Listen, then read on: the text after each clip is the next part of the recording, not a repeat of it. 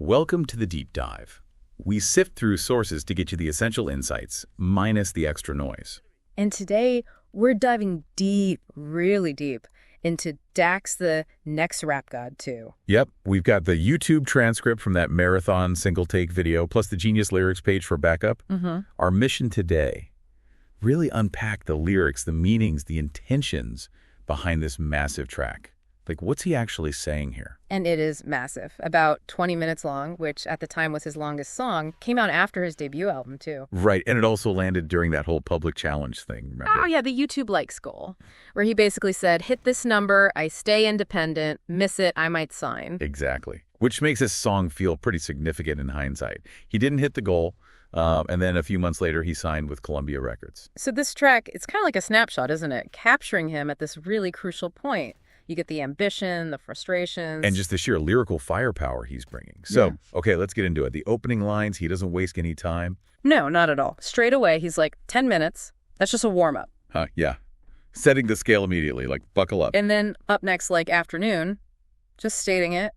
He believes he's about to break through. And that eclipse metaphor, you get eclipsed like the moon? Yeah. That's pretty strong imagery for his competitive spirit. Definitely. It's saying, I'm going to overshadow everyone. Then he jumps to rapping with a god. Can't say he lacks confidence. Nope. And claiming one song from his deluxe album is all it takes. It's a very bold statement about his impact. Yeah, it is. And then he says he's not just dropping music, he's dropping symphonies. Right. Which elevates it, doesn't it? He's not just rhyming. He's suggesting, like, complexity, structure, a whole artistic vision in these lyrics. Okay, so that leads right into his claims about his own skill. I make Mozart than most. My key lyrically is noted on a scale above the whole industry. Wow. Yeah. Pretty direct. Comparing yourself to Mozart, that's not just saying I'm good. It's implying, like, timeless mastery, intricate composition. And putting his key above the whole industry, he's basically saying he's playing a different game altogether. Then the geographic stuff. Bars out in Georgia. 20-minute songs are probably Illinois. What's that about, do you think? It feels metaphorical. Like, bars out in Georgia could mean his lines are reaching far, having impact. Okay. And the Illinois line for 20-minute songs, maybe it suggests the sheer size, the sprawl of these long tracks. Like, they're vast, maybe even overwhelming. Illinois is a big state, you know? Gotcha. That makes sense. Then there's that line, PTSD from the killings of these beats. That's intense. It really is. It's hyperbole, obviously, but paints a picture of him just attacking the beat. Right? Yeah, like he's dominating the music itself. Exactly. Leaving a mark, that PTSD on the track. It's all about the power and impact he feels his rapping has. He also calls himself a veteran, says he came in the game like a soldier. That sounds like he sees the industry as a battlefield. I think so, yeah. It frames him as someone who's already fought battles, who's resilient, hardened, ready for whatever the industry throws at him. Now, this next bit, it's definitely generated some discussion. He says his flow and cadence are abrasive. Which might just be him saying his style is raw, maybe unconventional, not smooth. Deliberately so. Okay, but then the line that follows. Even niggas started calling me a racist like Aunt Jemima. That's provocative. Extremely. He's directly addressing criticism, it seems, and using the Aunt Jemima image, which is loaded with historical, racial baggage. It's a really confrontational way to push back against what he clearly sees as unfair labels. Yeah, it definitely stops you. Okay, let's shift to the metaphors and similes. Yeah. He uses a ton of them in this track. Oh, it's packed. Like the Hurricane Katrina one, they blow in me like Hurricane Katrina. Right, using this massive natural disaster to describe his own rising fame or attention. Exactly, the scale of it. And it connects directly to the next line. The Superdome defense is trying to stop me. Yeah. So the industry, or maybe established norms, are like the Superdome trying to contain this unstoppable force, but failing. It continues that powerful destructive imagery. He also says his wordplay is offensive and that he minored misdemeanors. That's clever. It is offensive, like maybe pushing boundaries, being aggressive with words, and then minored misdemeanors, like a playful legal term to downplay it. Like, yeah, it might bother you, but it's not a major crime. Then the John Cena one. You might need a subpoena to see me, like John Cena.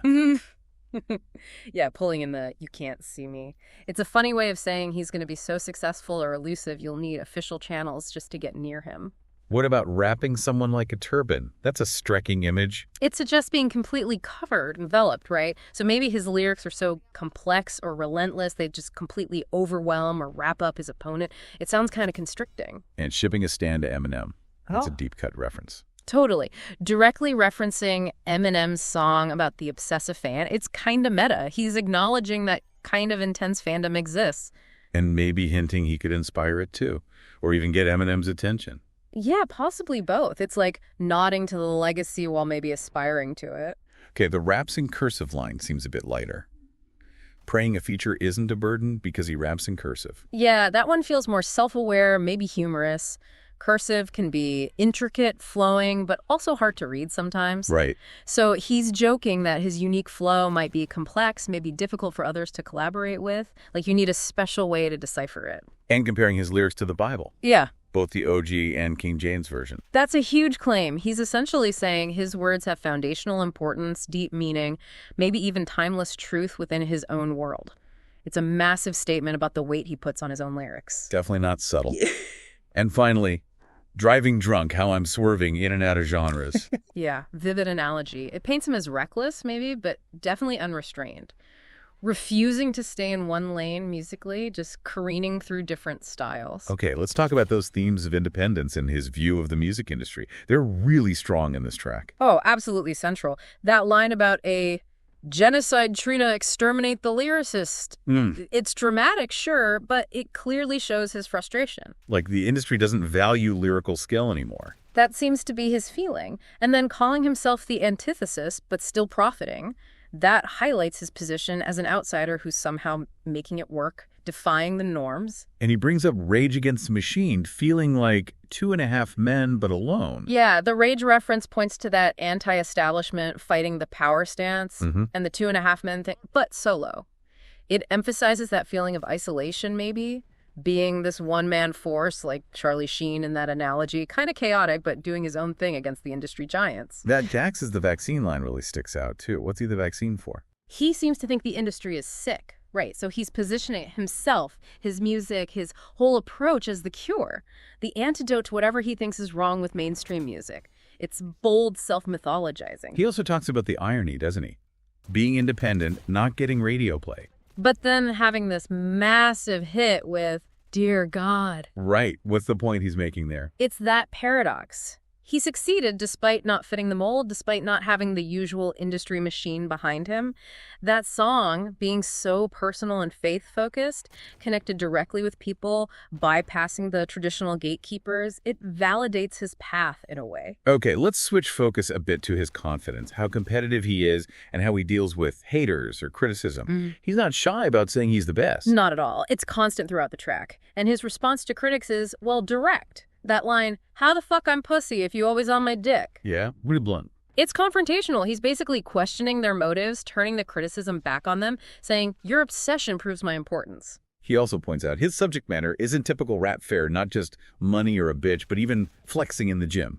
Right. He's actively highlighting that difference, maybe trying to redefine rap bragging or just setting himself apart. Like, his focus is on discipline, personal strength, not just the usual tropes. What about the line with enough ammunition to the Taliban?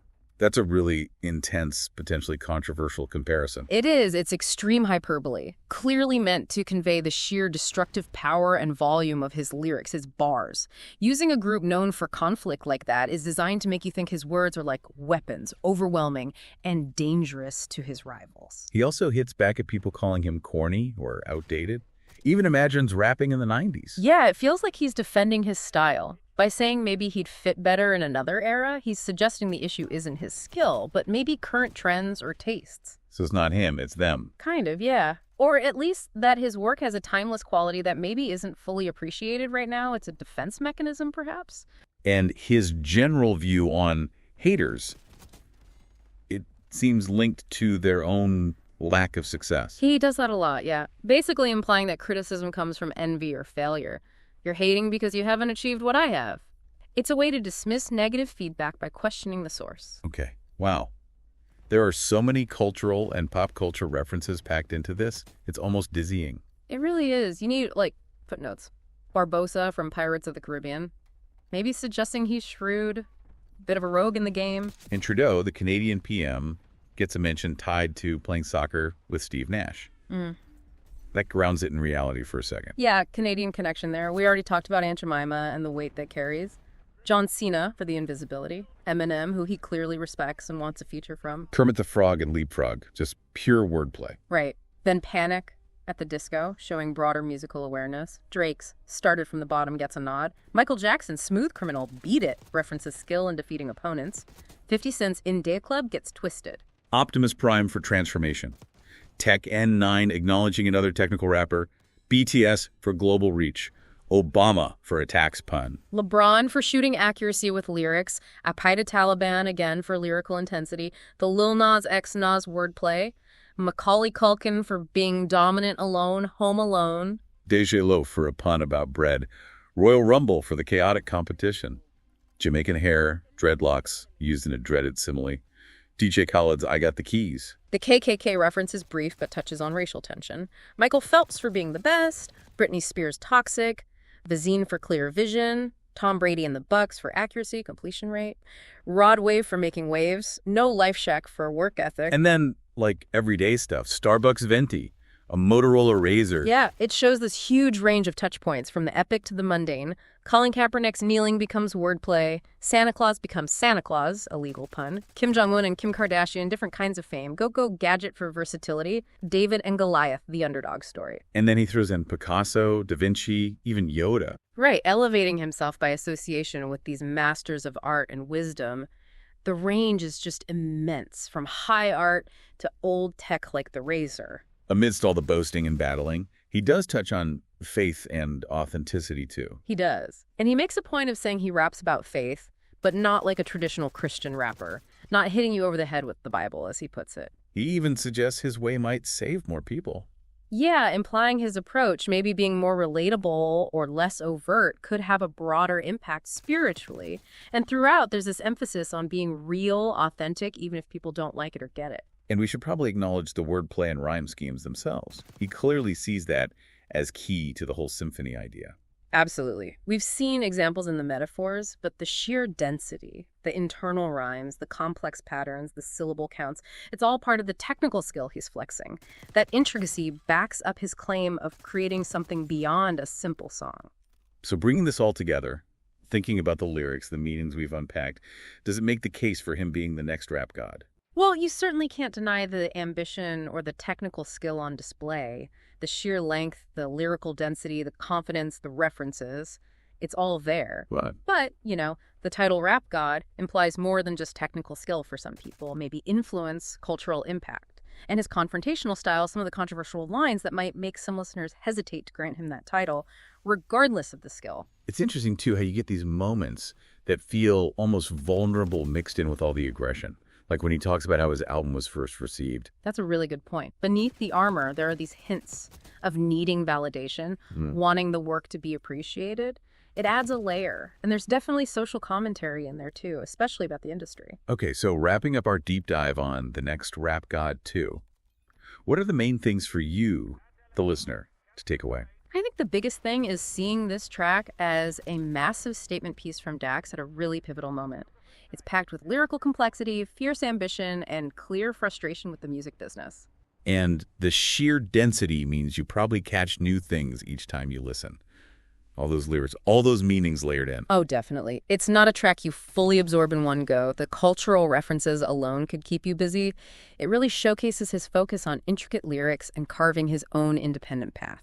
So for you listening, hoping to get the core insights quickly but deeply, we hope this breakdown of the lyrics and meanings hit the spot. And maybe a final thought to leave you with. Yeah. Does the undeniable lyrical workout and the sheer audacity shown in a 20-minute track like this justify that rap god claim? Or does reaching that kind of status need something else entirely? Maybe a different kind of impact or legacy? Something to think about if you go back and listen again. Definitely. Well, thanks for diving deep into the world of Dax's lyrics with us today.